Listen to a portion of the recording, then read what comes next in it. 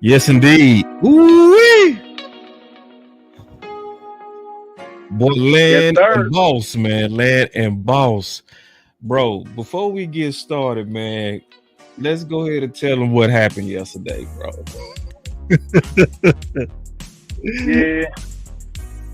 Yeah. You know, life happened yesterday. I'll go ahead and snitch on myself. You a good man. Man, we had the whole show geared up, bro. Set to go right at 8 o'clock. I called myself taking a nap after 12 hours. Right. Woke up at 12:35 in the morning. So what y'all thought y'all was gonna get yesterday, y'all go ahead and get that today, man. So yeah, man. So I appreciate it, man. But before we get into it, because as you can see, Mazi has his weight back. That's what Landlord are not talking about, man. So I'm excited to get into that. But I want to talk about this too, because it kind of went crazy today, man. And I want to get your opinions on this, man, just real quick. Okay. Now hold on. Who is one DB that you can't wait to match up against? Javon D.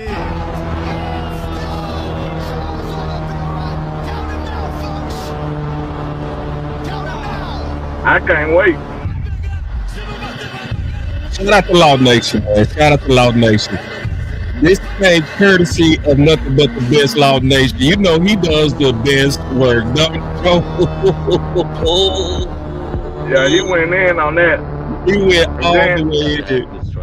Then Trey retweeted it, so you know it's down. Yeah, it's out, bro. So let's talk about that real quick, man. Let's go ahead and get into that real quick. First of all, shout out to Loud, man. Y'all make sure y'all support Loud Nation, man. That came from his Twitter. I'm gonna feature that real quick. I'm always give boys credit for the work that they do, man. I ain't never taking nothing that another man does. But yeah, what's your thoughts on that first, bro? What I'm thinking about is this is just a young rookie who don't know no better. Like, I think Malik is like that. I think he's gonna be great, a great receiver. But I think one thing he forgot, he don't have a quarterback. So you know what I'm saying? I think he's lacking on that area. He don't understand that you need a quarterback to throw you the ball. Right. And then you're going up against an all-pro. So, you know, that'll be an instant matchup to see, man. I already feel like Trey is like that, but he is coming off of ACL, so we're going to have to see how he looking and how he moving. But I'm still fully confident in Trayvon D. Man, yeah. And shout out to Landlord, man. Y'all give Landlord his props, bro. Landlord on his content lately, bro. You've been stepping up your game, man. Your analysis is like so dead on fair, bro. I've been listening to Landlord for the last month, and man, you done hit a new zone, bro. Like, I mean that too. You have definitely hit a new zone. I really, really enjoy listening to you on your content. I saw you today. You and Bishop, man. Y'all did a great job, man. And Angry Fan. But yeah, man. So in my thoughts, no, you killing it, bro. Like, keeping it real, man. And we got people, they coming in the building, man, real quick. My boy say LL 6000, we ready, man. So my boy Rico showing you some love. Salute. And then you know, I'm like 25 subs away from being that 6K. So we don't mention it. Oh yeah. Oh, okay. Y'all help that boy get up to 6,000 right now. It's gonna be enough of us on here to do that, man. Yeah, Angry Man. We gotta do something with Angry Man too, bro. Me, you, and Angry Man. We gotta do that. Yeah, that was my first time working with Angry Man. He did a great job too, man. So shout out to him. And then Tamika said, Landlord be bringing that fire. Yes, indeed. I appreciate that. All right, so, but nah, man. So my thoughts on it is like, just speaking on behalf of the corners, because you're a receiver, Landlord. So low key, you the enemy to me, bro. We already understand that. Yeah, we already understand that. So I'm gonna speak on behalf of Trey, real quick. Keep my name out your mouth. Like I gotta create a drop, bro. I have to create a drop to keep you, because you remember what Will Smith did, you know, when he slapped Chris, you know. Mm-hmm. It was about see people don't understand. As a defensive player, man, don't you be bringing up my name. We gonna settle that. And you call me out. It's like, nah. So like, nah, was over there minding his business, man. Man, he was over there minding all of his very own business. Then you look up, and all of a sudden, my name is all in your mouth. You know, so yeah, it's very disrespectful. It's like super disrespectful what he did. Like super disrespectful. You know, and it's like, nah, we gonna let that handle. You showing that you have no politically correctness, and you don't respect your elders. Right. Bottom line, you don't respect your elders, man. What's your thoughts on that? You're right, man. Because, like you said, some people be just a little too big for their britches. He got to learn. You know what I'm saying? What Grandma told you? You're too big for your britches, man. You got to learn who you're dealing with. And he don't know his place in the league yet. You know what I'm saying? He don't realize that Trayvon has played and faced bigger monsters than you and won that battle. Right. You know what I'm saying? He done been through them battles. He's battle tested. You, young man, hey, even though I think the world of him as far as talent goes, but we all understand that it takes more than talent in this league. Everybody is talented. When you match talent versus talent, it takes more than that. You see what I'm saying? Are you really built like that? We're going to find out. We're going to find out. And you in New York, so it ain't going to be no hiding for you, young man. It ain't going to be no hiding. See, I gotta change the vibe, man. We gotta go to him, bro. We gotta change, we gotta change the whole vibe. I'm turning it up for a second, man. We gotta go to him. You know, we gotta go all the way back to him, because all he man. So like that wired me up, and I ain't been able to play in years, and I'm like, this man that called out our boy by his name. So. Now, but we go get to what we came here for. We go get to what we came here for. So this that time of the year that you got to be really good at picking up on the clues, because a lot of truth come out little by little. So the skill set of Landlord and I is that we go pull this out as we see it come out. And so we go kind of relay something that came out. It kind of came out real smooth, like real smooth. You had to be really looking for it. It is a clue came out from Bryan Brouddus. Mazi has his weight back, right? So I'm gonna play this real quick, man. We go get into it. Let's talk about it. Here we go. Let's do it. They're gonna need. They really don't. The beef is question number 2 here, pre-training camp questions, and they're talking about the interior of the defensive line. Fingers crossed that Mazi has a big year. And Mazi, I watched him work on the cords the other day with Britt Brown when we had that opportunity. It's the first time I'd seen him, you know, the body type, it looks like he's put on, he's not 292 pounds anymore. It looks like he's put on some weight. You know, Britt and those guys, not 292 pounds anymore. It looks like he's put on some weight. The body type, it looks like he's put on, he's not 292 pounds anymore. It looks like he's put on some weight. You know, Britt and those guys, yeah, they'll have him ready to go, and it's going to be important to go, and it's going to be important for those guys. Yeah, they'll have him ready to go, and it's going to be important for him to, you know, not have any more setbacks, because they're going to need. They really don't have the one techniques that they need. They have, you know, some, you know, a rookie what they drafted that could potentially be Rogers at all. Rogers, yeah. But other than that, it's a very, very slim position for them.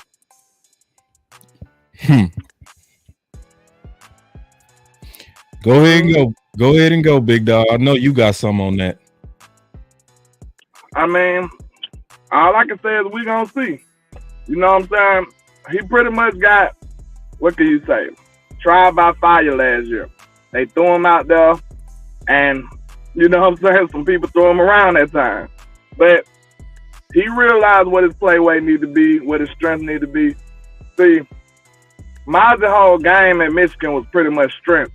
You know what I'm saying? He was big and strong, and he was moving people around. he got to the NFL and noticed that everybody's big and strong. That's all it is. Now he got to adapt. That first year, he figured out what his kinks in his armor was, and now he got to get better and find out how to, play at the level that he on now. And sometimes that's a challenge for young players, man. Sometimes they might not be able to do it, but I feel like with the coaching staff we done assembled, we done brought in Greg Ellis and them, and I feel confident in this defensive line coaching staff to help him and, mentor him in a way that he needs to get better this year. Yeah, man. Well, I'm gonna be all the way honest, man. I don't trust it at all. And like a lot of people sit back and call me Mr. Negative, or Debbie Down, or whatever. You can call me what you want. I'm looking at all the real clues, and I've been studying this team long enough to really kind of know how they move. And I got a real bad sense. And so, first of all, before we kind of get deep into what I'm getting ready to get into, we got Bryan Brouddus coming on Tuesday. So obviously that's going to be something that we talk about.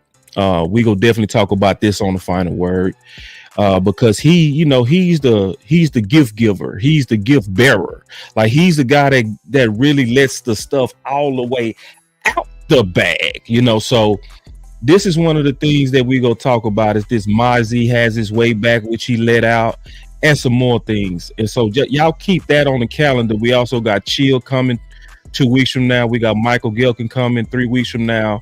And we also have Nick Harris, and we got some more people we working on as well. But see, I'm going to tell you straight up why I have trust issues, Landlord, with this. Because I was listening to Sky Show, and I was listening to Patrick No-C Walker. Shout out to Sky, who does a great job, obviously, in the morning with A to Z Sports.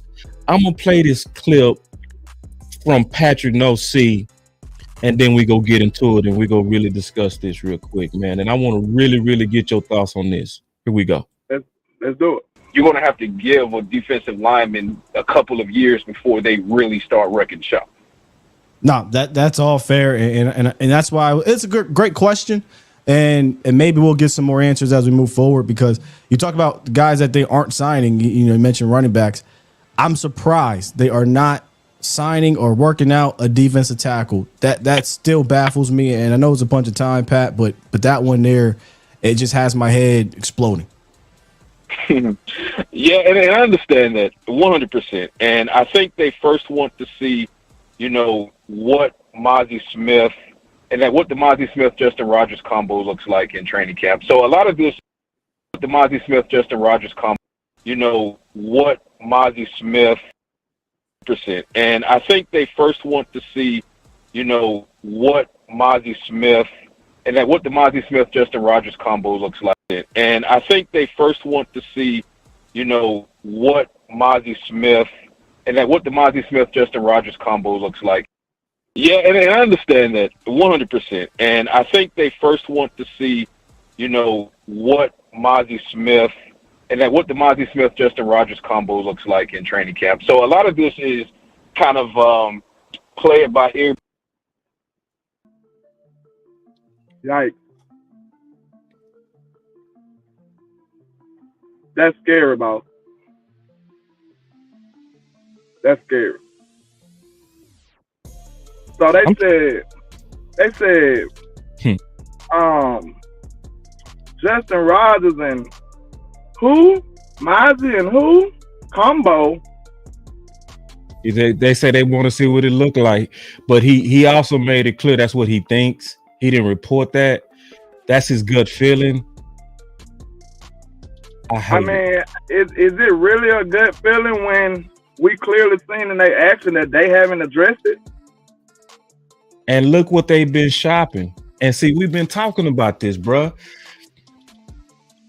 We've been talking about that they need shoes. When we say that over here, we talking about defensive tackle. And they clearly been shopping for belts, shirts, and hats. Like, you were showing through this whole process so far.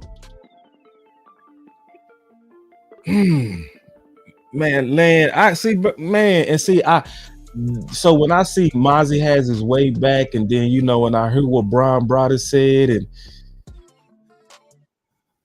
man, it frustrates me, man. It really frustrates me, and because we got a pattern of this, landlord. But let me get your thoughts first before I just start, because I get emotional, bro. So go ahead, bro. I told you, like, when it comes to the defensive tackle position, I really been very discouraged on how we like to, our game plan on attacking this, because this has clearly been a position we struggled at. Like, we never got this right. So, I mean, are we just too prideful to just go buy one in free agency, bro? Like, what are we doing? Like, that's the hubris that really just pulled this team back. It's holding us back. That hubris is holding us back. And when I say hubris, I mean the point where you're counting a what round pick when we drafted Justin Rogers? He might as well be a undrafted free agent. Well, he was in the 7th? Yes. You sitting up here looking at us dead in the eyes, boss. And you talking like this dude finna be a starter, like he gonna really impact this team? Now, am I saying that's impossible? No. But I'm telling you, you shouldn't be depending on that. That shouldn't be your strategy going in. You should go get something that solidifies, something that you can put your finger on, something that's tangible first. And if Mr. Justin Rogers want to join the party, the more the merrier. But you don't put him as the star of the movie, bro. What kind of foolishness is this? Like, I just don't understand this team, man. They too cocky and too confident to admit they wrong. I just had a conversation. This kind of off subject, but it's pretty much pointing out their characteristics. I felt like them getting Brandon Cook a year or so later in a 5th round pick was them admitting that they was wrong about Amari. It just took a whole year later. You know what I'm saying? Like, they gotta screw up to admit they wrong, and it's gonna take a year or so later. You see what I'm saying? Yep. So that is all detrimental to the team, man. And I just feel like all of it circles back to the Joneses being super egotistical, super having way too much faith in their recruiting process and their scouting department. Because ain't no way, I promise you, not one of the other 31 teams will be sitting up here talking about a 7th-round pick playing a major role on their football team. Nobody would. That's a promise. Then that's disrespectful to the players that you got on the team. Like, even if he a practice squad dude, you shouldn't be talking about Justin Rogers as a 7th-round pick over anybody on your roster. Then one more thing before I go, bro, because I'm just old school. You shouldn't even be giving him that much props as a 7th-round pick. You shouldn't even know his name yet. And you up here mentioning him as a key factor, a key contributor on this team? Man, bro, we so behind in the times, man. That is sad. And I wouldn't even be too mad if it was a position that we wasn't struggling in. We ain't had a defensive tackle since Tristan Hill. Now we've been searching for defensive tackle, and we still ain't got one. And y'all still playing around with the position. I don't have no words for that, man. And see, this is the deal, man. And see, you said it, man. It's so much faith in that draft plan. That's what it is, landlord. It's too much faith in that draft plan. It's that if we pick them, we gotta play them. See, remember, people don't remember this, but I keep receipts. I'm gonna turn off the music when I play this too. Listen to this. That's the most important thing is if you pick them, you got to use them. That's the most important thing is if you pick them, you got to use them. That's the most important thing is if you pick them, you got to use them. That's the most important thing is if you pick them, you got to use them. That's the most important thing. That is false. No, you don't. Look. You don't. Yeah. Look, they didn't even know this. Let me go back real quick, bro, because I'm gonna say this real quick. If you listen to what Patrick said, he said he thinks they want to see what Mazi and Rogers can do in training camp. And it's like, we saw this same thing before, right? We saw this same thing with Gallup. Gallup was limping around, right? And they were selling us that he was going to be ready. You remember that? Yep. You remember that? And so it's one of those things that I know some people be like, boss, be positive, be positive. Yeah, we got precedent, y'all. We got a reason to have some trust issues. Like, don't we? Like, and everybody can see that they have DT issues, landlord. Like, everybody can see it.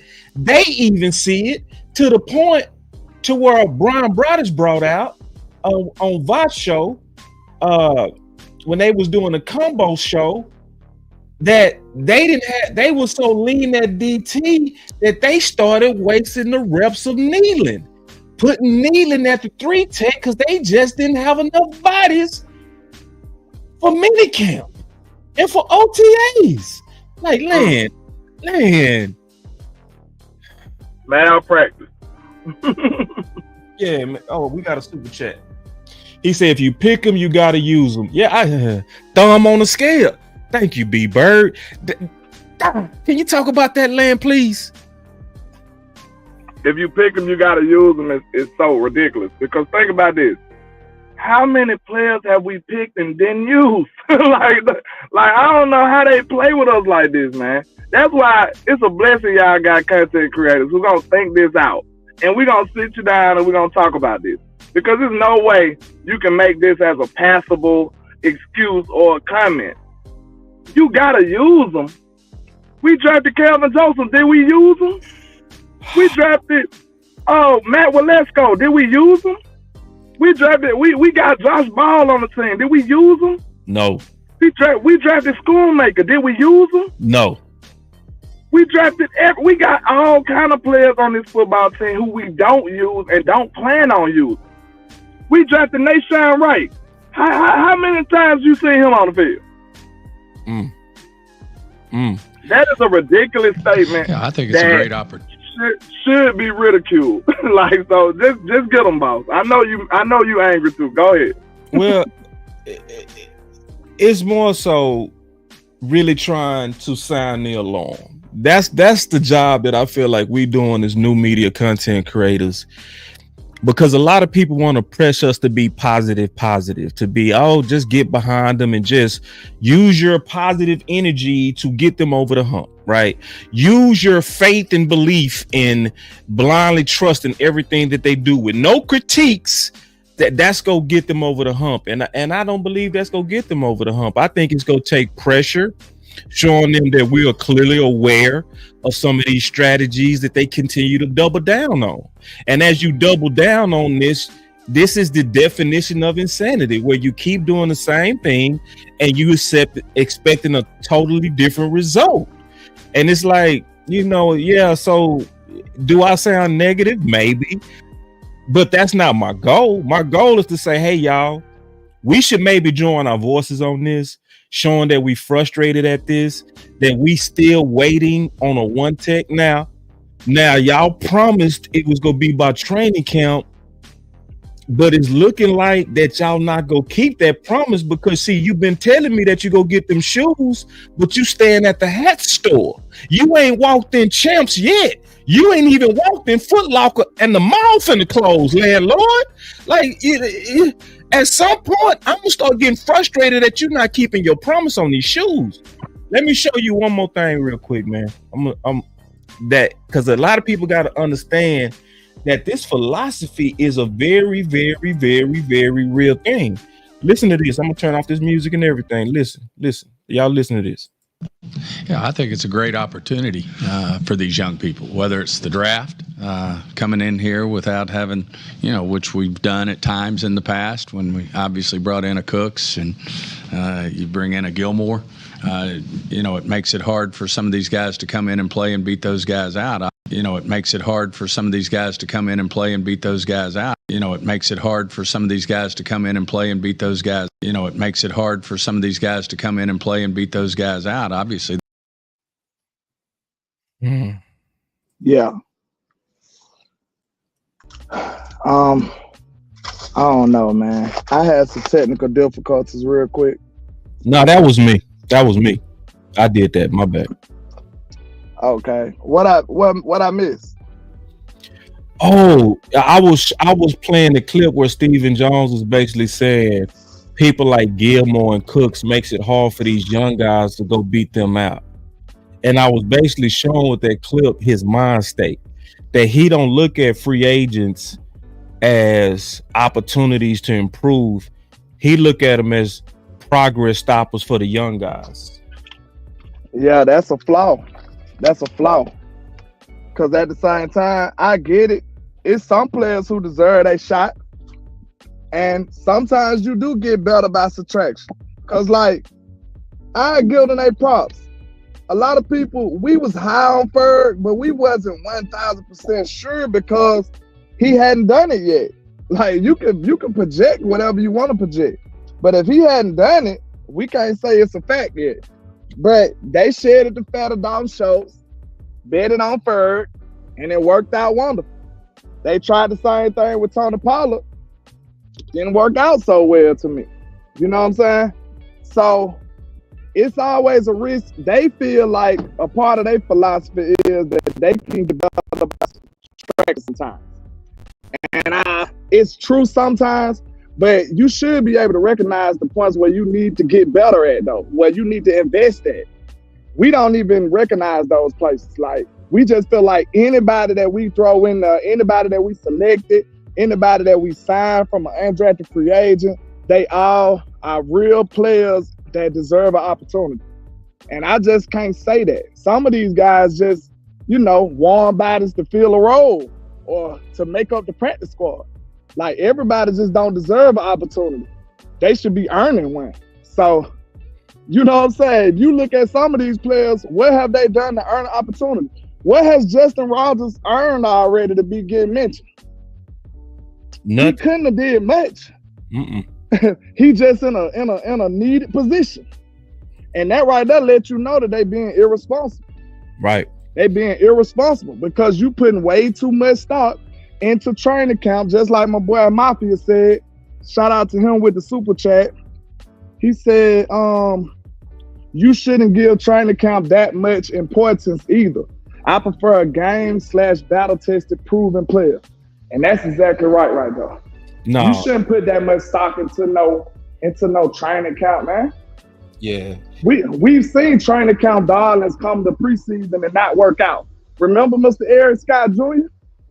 Everybody was going crazy about Eric Scott in training camp. Then he got to preseason and it didn't translate.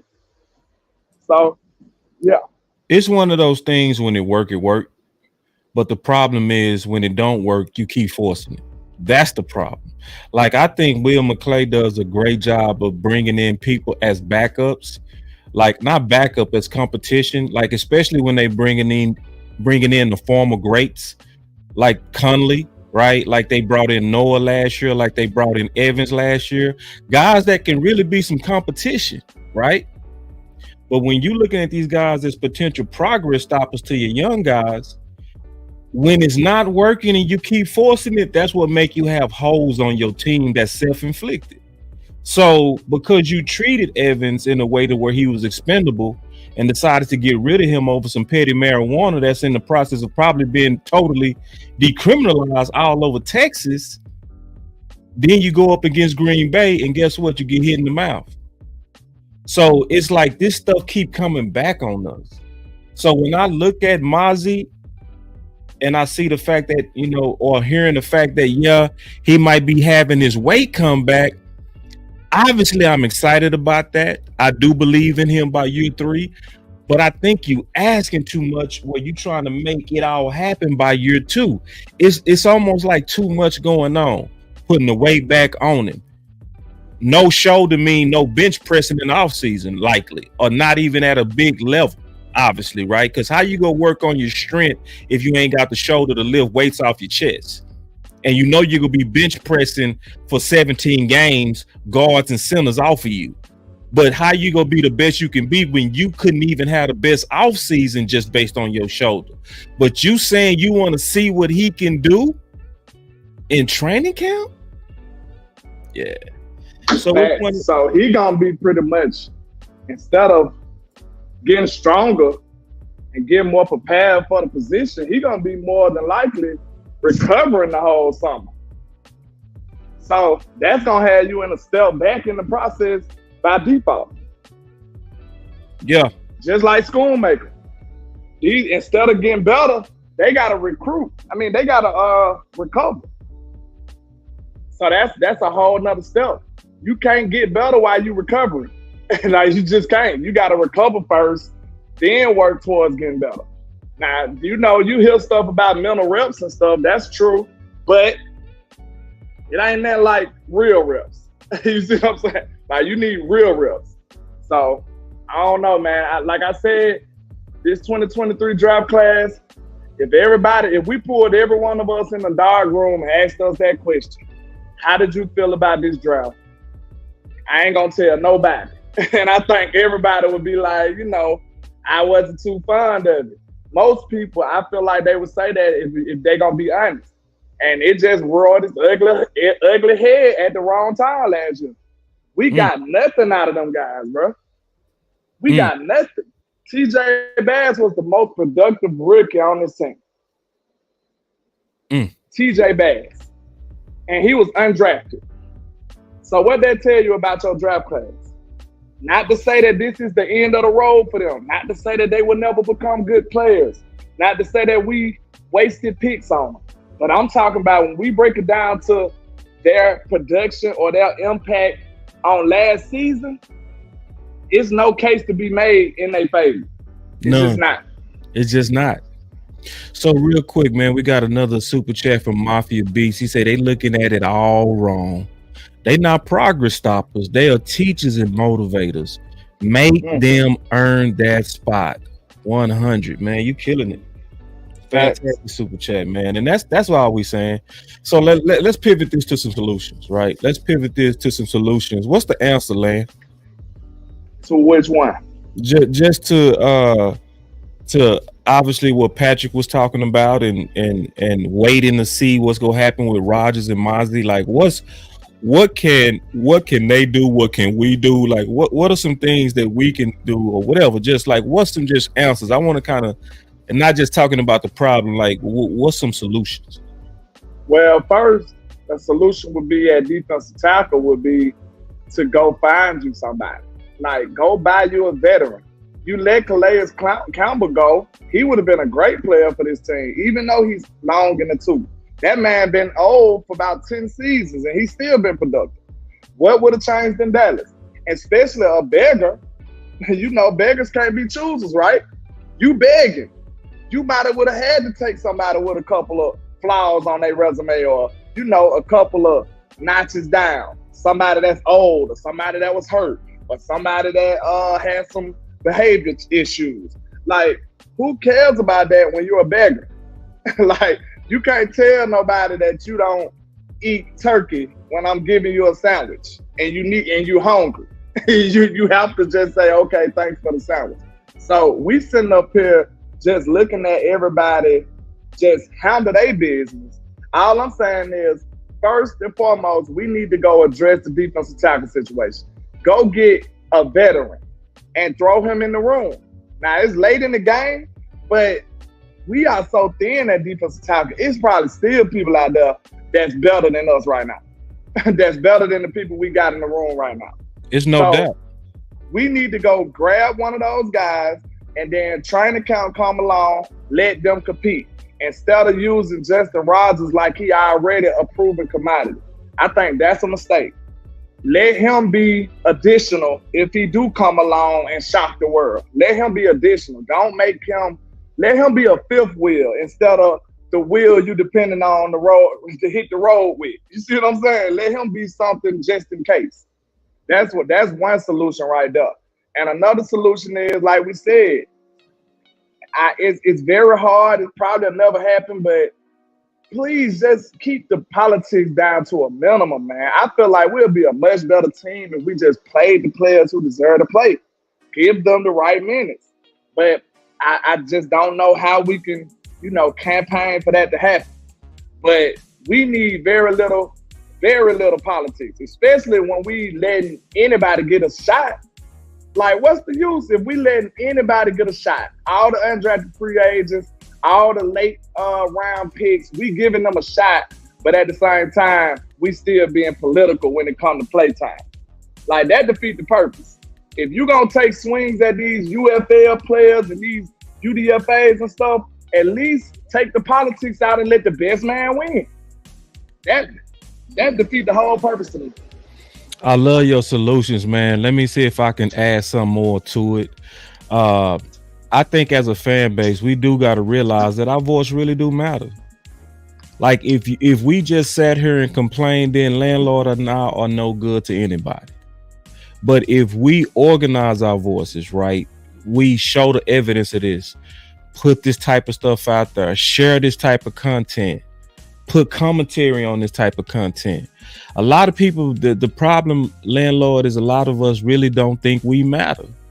Like, one of the main reasons we did a show with Bryan Brouddus last year in the first place is because people was tagging him in my video. And he responded to it. And he was like, I want to talk about it. And he came on and talked about it because one person said my voice matter. Now, what if all 240 people that's watching across all these platforms we own, all at the same time, shared right now? What would happen? What would happen? It'll be a wildfire. It'll spread everywhere. It would spread. Yeah, it would spread. So it's like, at some point, it ain't got to be a 1,000. It just needs to be a few people that's willing to do something, not just sit up here and just listen to the content and be like, oh yeah, that was good, but also taking some real steps. So that would be one thing I would say in terms of solution. I like what my boy DP Johnson said. He said, call Cleveland, Washington, Seattle, all the teams with deep closets. Yeah, because I did a lot of research on this. It's a lot of teams out there with a lot of good one techs, deep. Like for instance, Washington, extremely deep. Cleveland, extremely deep. Who's super deep right now? Like too deep right now? The Ravens. They have 3 good one techs, and one of them they already paid. Arizona has 4. Okay, I ask one question. Last year, when we did the Stephon Gilmore and the Brandon Cooks 5th round trade, what point in the offseason was that? Are we already past that point? Way past it, because they did that the first week of free agency last year. We well past that. I was thinking maybe but we did do Jonathan Hankins. Yeah, and I think we do. Just to kind of just piggyback your positivity, we do, because remember Jonathan Hankins, we got him right at the trade deadline after Philly hit us in the mouth on that tush push. Yeah. So, because I'm thinking all hope ain't lost, because we still can trade. We got compensatory picks. I'm trying to find positive stuff, okay? We trying to find a solution. So I think we got a couple of compensatory picks that we can use. We got our own 5th round pick. It looks like we like the 5th round picks, especially we catch somebody on the back end of their contract, pay them, and use. And the draft capital will be lower if you got to pay the player. So that'll be in Stephen Jones' favor right there. Find you somebody who on the back end of their contract that you like, give up a 5th round pick or so, get them aboard on the team. And I feel like they could possibly pull something like that off, man. Yeah. It's possible. Yeah. And Jonathan Hankins is hope that it can work, right? Because, even though this one tech wouldn't know Zimmer's language, at the end of the day, your job is, to keep them linebackers free, whatever the language is. So Jonathan Hankins came in late and still was tremendous, even lately traded 2 years ago, right? So it's hope. But I was watching your show today, man, and I co-sign what you said on everything you said on Dak breaking the records this year. Okay, yeah. You talk about the real quick, I'm gonna tell you why, and it has something to do. Catch everybody up with what we're talking about first, and then I'm gonna tell you why I agree with you. Okay, basically, Dak has he's like 400. Like I'm doing this off my memory now. So he's like 4,700, roughly 4,700 yards behind Tony Romo for being the all-time passing yard leader for the Dallas Cowboys. And he got a chance to beat Tony Romo again for the most passing yards in the season. Y'all remember in 2019, he had 4,900 yards. He didn't want to pass Romo in a season where he wasn't going to the playoffs on purpose. I feel like he did that on purpose because he could have stayed out there, but he ended up coming off the field early. So now Tony had 4,900 yards in like 4,905, something like that. So Dak got a chance to be able to pass Tony for the most passing yards in the season and most passing yards for the Dallas Cowboys quarterback of all time. So do y'all think, basically these are the questions, do y'all think Dak will have over 4,700 yards? That would put him over the edge to be the all-time leader. And do y'all think Dak could pass Romo for the single season lead? Because he's got both of those records that's like right there in his reach. And I'm gonna tell you why I think it's gonna happen. And this is why I agree with you, because I heard that, man. It was a great question you asked on that. I believe it's gonna happen for a couple of reasons. You already said this on that show earlier. I'm gonna just piggyback on what you said. First of all, we had a slower start because it was a new offense and they was trying to really get in rhythm. They didn't get in rhythm in that offense until after San Fran. And then they took off like a hot rocket and just went crazy, went absolute crazy. So we got to all remember that they ain't starting behind the curve this year. They starting ahead of the curve. They even talking about that their whole install process is totally different. They was putting the very building blocks on the offense last year around minicamp and OTAs. This year it was more of a continuation. So Dak is going into year 2 of this offense and they gonna start out straight up blazing. Right. So from that, I would say for sure that Dak is gonna break it. But also because it depends on what they do with Mazi, right? And Rogers. So if they go out there and they really try to force them boys, what's gonna really happen? If we just talk about like the Florida game, like what's gonna happen? You mean people gonna run on us, right? and we ain't gonna have the ball as much. And what's it gonna force Dak to do? Throw the ball, play catch up. He gonna be playing catch up at least during the first part of the seasons. So remember when Dak was on that crazy pace, like he was on a 6,600 yard pace. 2020. Yeah. Like people forget he was on a 6,600 yard pace. Ridiculous. But remember, that was also because the defense was the worst in franchise history. So that defense made the offense have to gun it. So if we don't, and I said all that to say, if we don't solve this DT issue, Dak is gonna break the record because he gonna have to. Uh-huh. Yeah. Yep. True. I feel the same way. I just think like I said, I'm bullish on Dak year 2. Cause I hear, I'm pro Big Mike on my channel. I feel like it's my duty to be somebody speaking good about Mike McCarthy. Cause I don't hear it nowhere else for real. I promise you. So, and I just respect what the coach did over here, man. I think some people gotta be kind of wild, bro, if they can't recognize the greatness that he done brought to the team. He is not the worst coach in the world, bro, regardless of what mainstream media say. If you just take a look at what Mike McCarthy has accomplished with this football team since he's been in Dallas, he's been a damn good coach, y'all. I don't know what y'all want from the man.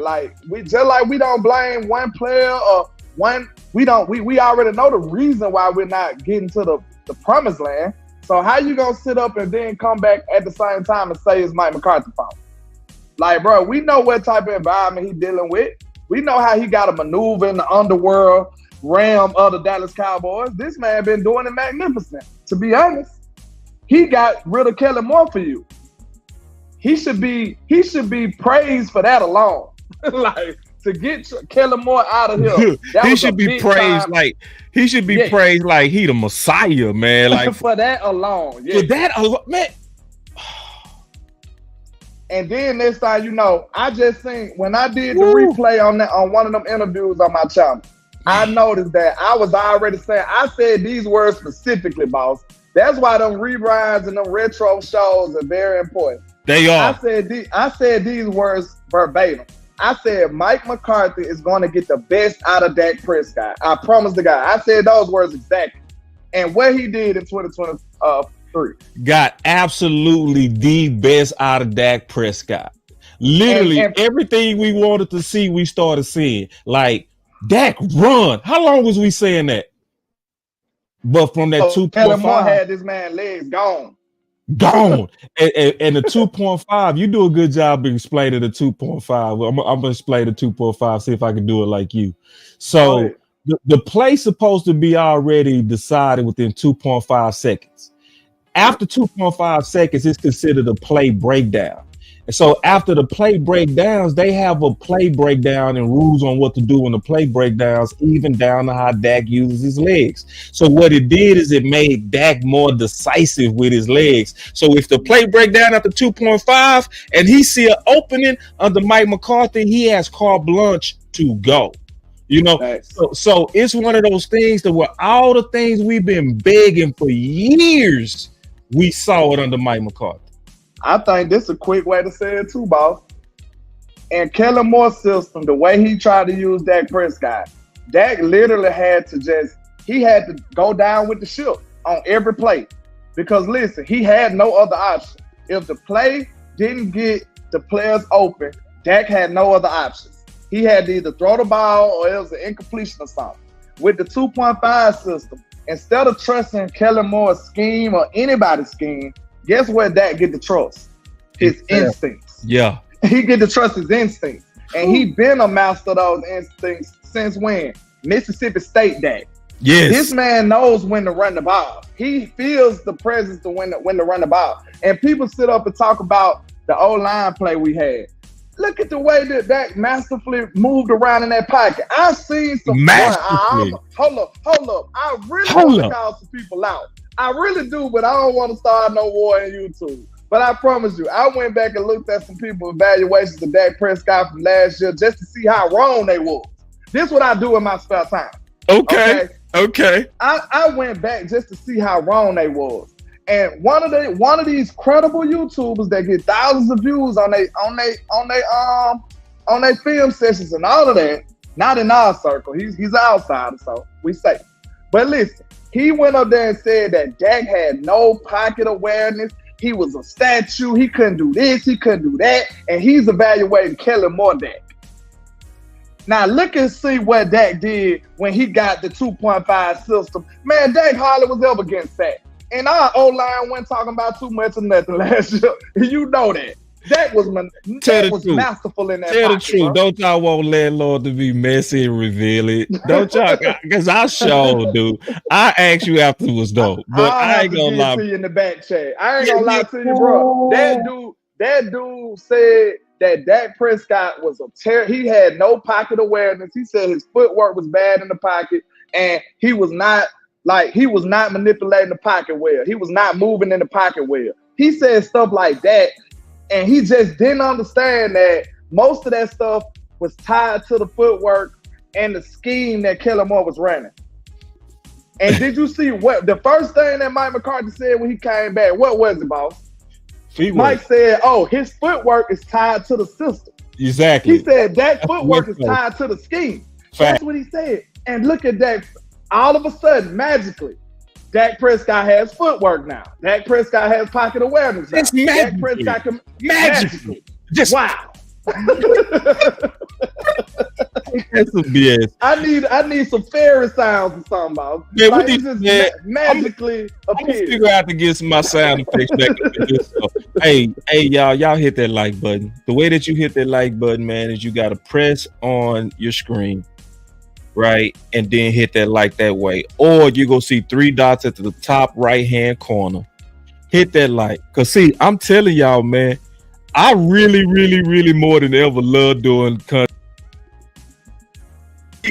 If y'all ain't peep how Landlord has escalated his game, yeah, this boy Landlord is bringing the absolute thunder. Now we got a few more moments with you, bro. Because my boy, he giving me an hour. We got an hour with the homie.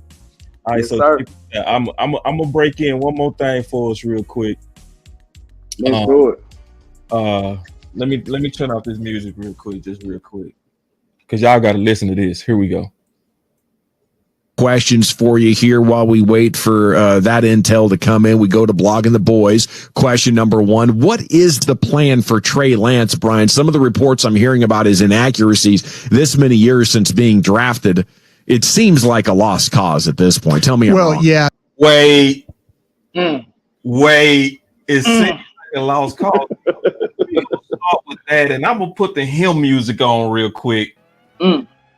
Oh, we got to take the super chat too, man. We got 2 of them in here, bro. Hold on real quick. Let's do it. The church is paying the offering, and we missing.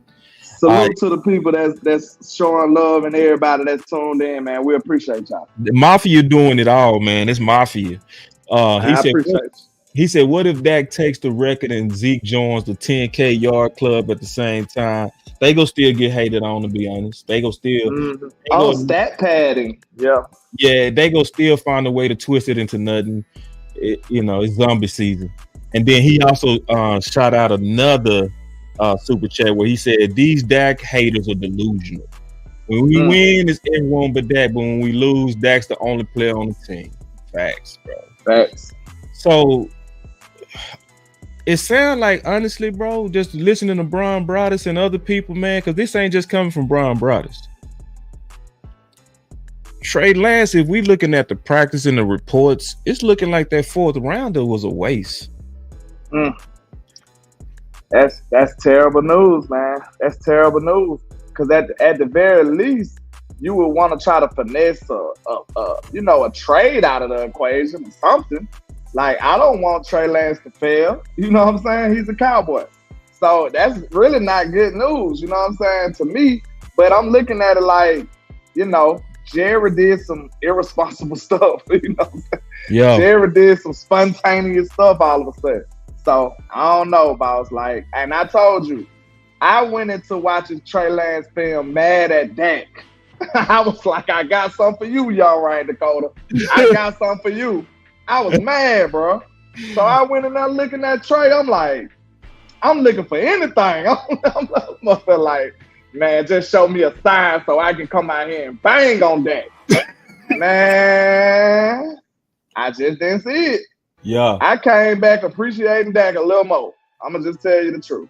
I came back like, damn, man. I mean, you ain't going to get it from him. And, like, this is not no knock on the kid. We know he's super young. Like, we trying to be fair. He's super young. He's younger than Michael Penix that just got drafted. So he's a super young kid that's raw, coming from a D3 school. Carson Wentz school, of all schools. So you know he's going to be behind. And he was heavily relying on his legs in college because he was a better athlete than everybody else. So you just can't get away with that type of stuff when you raise the level of football that you're playing it. So I don't know, man. And I think Stewie Wood hit it best. He said we gonna see what's up with Trey at preseason. You're right. I think we all got to be a little bit patient. It's the expectations was so high from so many Cowboy fans, but we can't deny what's being put out right now. And if we being fair to Trey, we'll also say this: Dak also didn't have good practices in the beginning. True. Dak was a gamer. So and I'm gonna talk to Bryan Brouddus about that. Like, I'm really want to get down to that, like the difference between practice players and gamers, because he been around some guys that like Charles Woodson and guys like that who was known for being a bad practice guy, but was the best gamer. Period. So I want to talk about that because I'm not gonna throw Trey in the trash. Shout out to Stargazer, she in the building, and she said, "Boss, this whole Mazi situation is getting confusing. Nick Harris lately said Mazi can't maintain weight, still behind. Now Brian saying he does have weight. Who do we believe?" See, that's why, and that's a good question, Star. That's why it's good that we gonna be talking to both of them. True.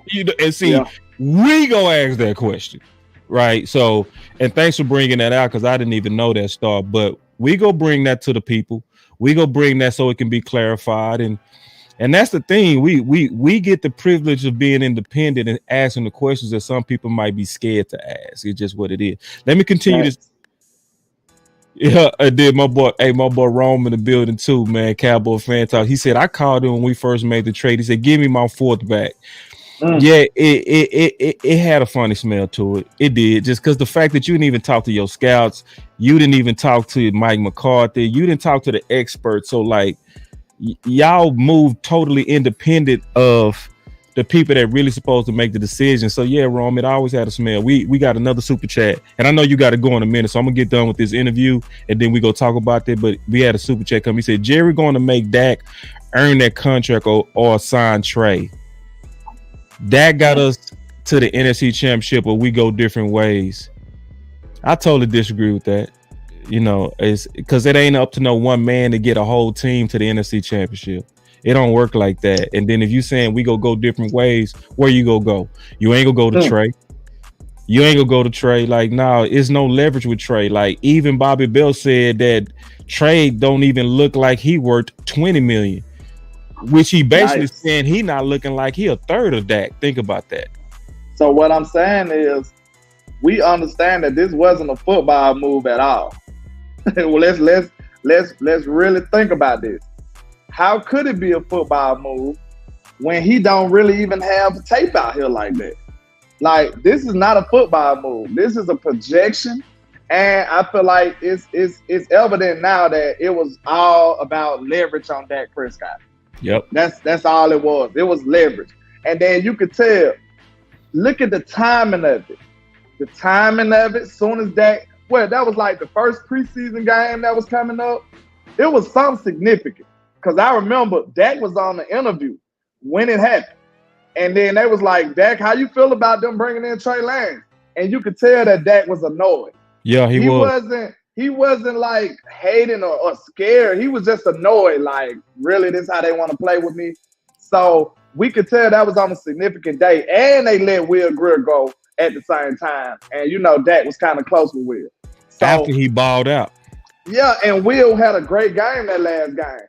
That's what it was. That was the game that Dak was the OC. That's what it was. He was the OC that game. Remember when he called the plays for Will Greer? So, yeah. You got 2 more minutes, bro? 2 more minutes? Yeah, go ahead. All right, let me play this and then give your commentary, and I know you got to go, and then we'll finish it out. Okay. So check this out. What's going to happen here is I got to see 3 OTA practices, as did some others, and I felt like there were some days where he wasn't nearly as accurate as he needed to be, and there were some questions about some arm strength stuff. But this is where I think that this training camp for him is going to be, of course, huge, just because I would let him have every single rep. Yeah, I know what Cooper Rush is. I don't need to see Cooper Rush anymore. Every practice rep that Dak Prescott's not throwing the ball needs to be Trey Lance, and it needs to be in the 7-on-7 drills, the team drills, whatever drills he can throw, blitz pickup drills, whatever he has to do, and of course these preseason games. That's going to tell you. But there, for all the things, we didn't get to see him throw at all really last year at all. This time is the first time that we've got to see him throw. I don't think they can hide him out there at training camp from our eyes. You know, he's going to have to practice, and so that needs to be done. But there's some legitimate questions about arm strength and accuracy with this guy. But there's also some positive stuff to him: the footwork, his mobility. You know, there's some times where he did make some really good throws, but he also will make the guys work for the ball a little bit. So, yeah, really important. Super talented player, but it's the reps. I mean, you're 100% right. Yeah. He needs to get the reps, which is why I wouldn't mind seeing him even start a full preseason game like we saw Tony Romo do against Seattle when Parcells was here. Let Trey Lance have 4 full quarters of action. Let's see what this guy can do. Yeah, I'd love to see it, but I hope they have a plan other than him if, they do want to move on from Dak Prescott. I think I got 2 problems real quick. 2 problems. One problem, Brian just said he got a problem with he's worried or concerned about his accuracy and about his arm strength. So, okay, I want to ask Bryan this question. Who gives a damn about his footwork if he's not accurate? You see what I'm saying? Like, your footwork's supposed to help you and assure you to be accurate. That's the whole reason you do. That's the whole thing the footwork is about.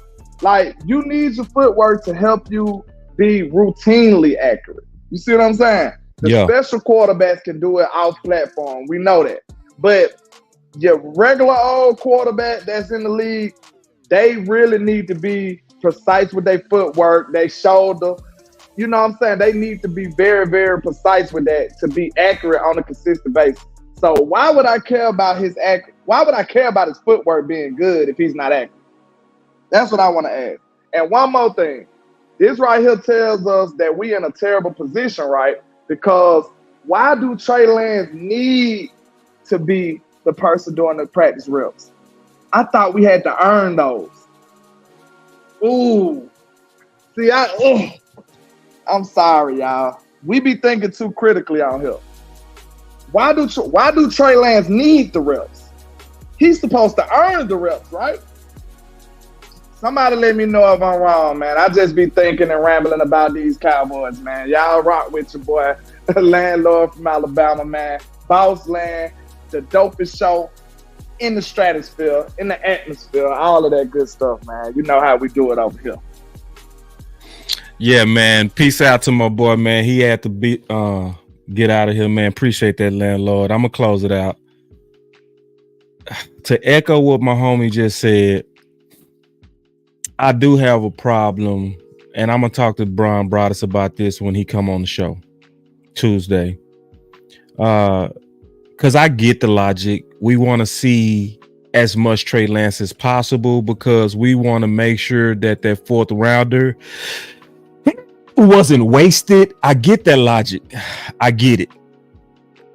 At the same time, there does come a point to where you have to start preparing for the season as well, right? So what's the balance? It has to be a perfect medium in that to where you're trying to see what Trey Lance is, and we get that. But then at some point, you got to start preparing Cooper Rush for the season too, if Trey Lance is not trending to be what y'all hoped he was going to be. So what is that happy medium? Like, if you giving up so much of these reps to Trey that you're actually taking away for the seasonal preparation from Cooper Rush. Because, see, we needed Cooper Rush when we went 5-1 with him. We needed that guy. What got that guy ready? The minimum reps he was able to get where? In training camp.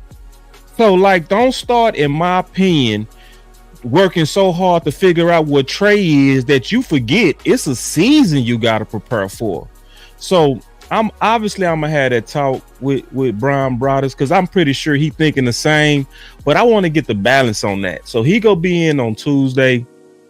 I'm gonna be excited to have that discussion with him about what's the fair balance to where knowing what Cooper Rush is, but also getting him ready.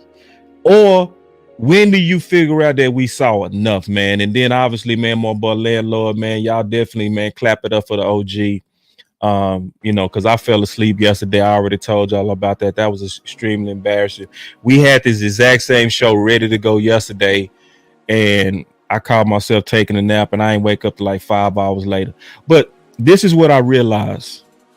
When you put 3 alarm clocks by your head and you oversleep all of them, you supposed to. Your body basically was telling you you need to stop, you know. So that's what happened yesterday, man. So real quick, I want to take this super chat. Give me a second. Let me get back up to that super chat because my boy left that Mafia. He said Jerry is waiting because he wants Dak to be the highest paid QB. He don't care about the money. It's a marketing scheme, all about publicity. I think he hit that comment dead on the head. I think that's what it's all the way about too. And I think that's all it's about. Like, really.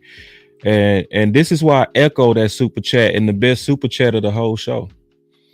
is because if you go really look at that contract, remember, what did everybody used to call Dak Star? What was they calling him the last contract? What was they calling him? Mr. $40 million quarterback. I hope y'all do realize that Dak cap hit has never even came close to hitting 40 million, not even one time. Since he signed that second contract. Not even one time. With avoidable years, with all the things that they do to account for the hits, they not tripping. And that's why they'll let this play out. Because I said this the other day, just keeping it real. What would the media be talking about right now if we sign Dak and if we sign CeeDee Lamb, if we sign Micah Parsons? This is exactly what Jerry and them want. They wanted this manufactured controversy. And I'm going to be honest, I think this exact same thing playing out with Trey Lance. They want the manufactured controversy. They wanted this. That's why they didn't talk to the coaches. That's why they didn't talk about to the scouts, because it was more so about business and not football. But Landlord was right. This is the dopest show in the South, no doubt. I mean, we take pride in this. We love doing this. And y'all stay up, man. It's Boss Land, man. We gonna continue to give y'all that funk. We also appreciate y'all greatly, man, for always donating. Make sure that y'all make y'all voices matter. How can you do that? Share the content. Share the content. Hit that like. Let's get it. Boss Land.